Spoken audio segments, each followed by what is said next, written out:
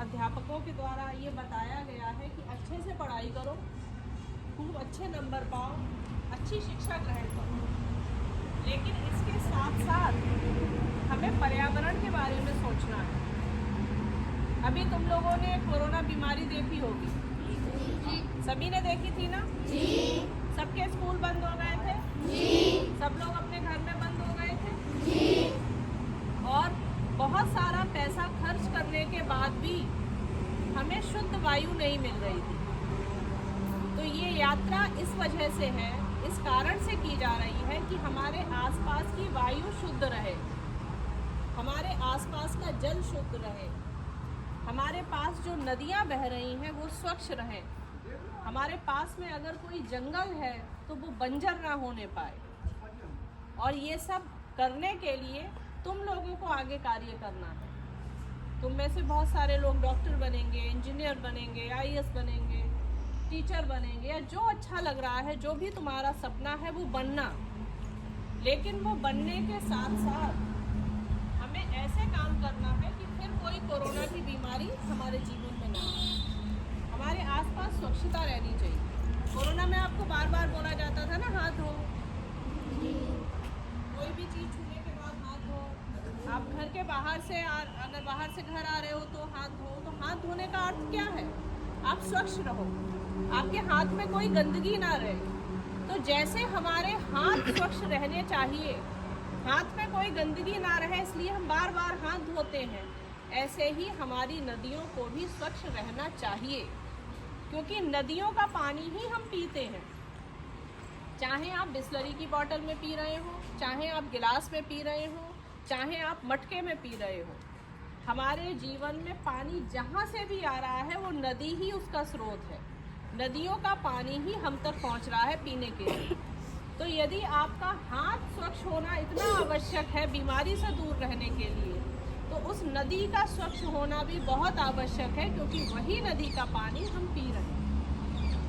तो आप लोग अभी से ये सीखिए, अगर किसी नदी के किनारे आप जा रहे हैं, किसी जंगल में घूमने जा रहे हैं, किसी भी ऐसे स्थान पर घूमने जा रहे हैं जो धार्मिक है, मंदिर हो, जंगल हो, आश्रम हो, वहाँ पर किसी भी तरीके की प्लास्टिक मत छोड़िए, किसी भी तरीके की गंदगी मत छोड़िए। अगर घर से भी आपको ये बोला जा रहा है ये पूजा की सामग्री है, जाते जाते नदी में डाल देना, तो आप अपने घर वालों को भी ये समझाइए कि नदियों में कोई भी वस्तु अब नहीं डालनी है, नदियों को स्वच्छ रखना है। और इसी बात को मानते हुए, समझते हुए आप सब लोग अब मेरे साथ एक शपथ लें, ठीक है? अपना सीधा हाथ आगे करेंगे। हम सब पंच तत्व को साक्षी मानकर ये शपथ लेते हैं कि हम भारत की नदियों को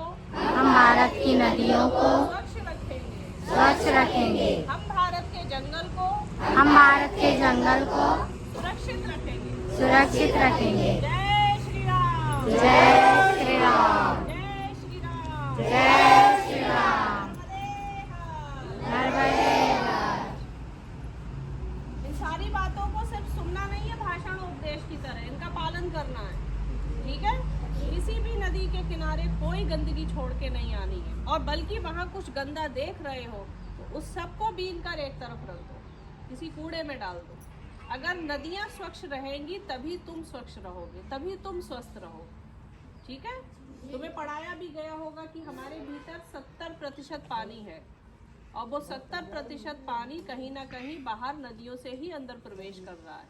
तो अगर हम चाहते हैं हमारे भीतर सब स्वच्छ रहे, तो बाहर की नदियाँ स्वच्छ रहनी चाहिए, ठीक है? इस पे काम करना है।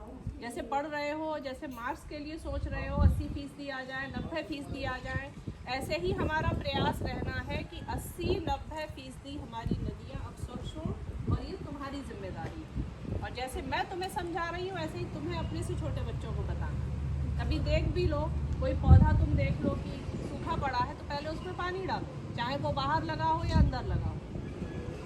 और अपने जन्मदिन पर हर बच्चे को एक पौधा ऐसा लगाना चाहिए कि पूरे साल उसकी सेवा करो, उसमें खाद भी डालो, उसमें पानी भी डालो, देखो वो सूरज की रोशनी उसे कितनी लग रही है। प्रतिवर्ष अपने जन्मदिन पर एक पौधा लगाओगे ना? अगली बार आके मैं सबका देखूंगी किस किस ने कहाँ पौधा लगाया। जी बोलो। लगा दो, अपने आंगन में ही लगा दो, लेकिन एक पौधा प्रतिवर्ष अपने जन्मदिन पर प्रकृति को गिफ्ट दो। नेचर हमें कितने सारे गिफ्ट देती है। सूरज की रोशनी मिल रही, कितना अच्छा लग रहा है ठंड में। नदियों से पानी पीते हैं, नदियों में स्नान करते हैं, कितना आनंद आता है।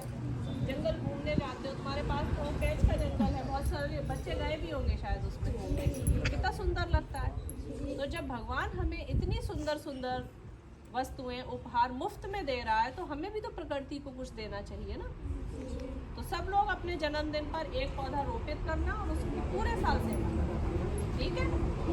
लगाएंगे बोलिए जी। जय श्री राम।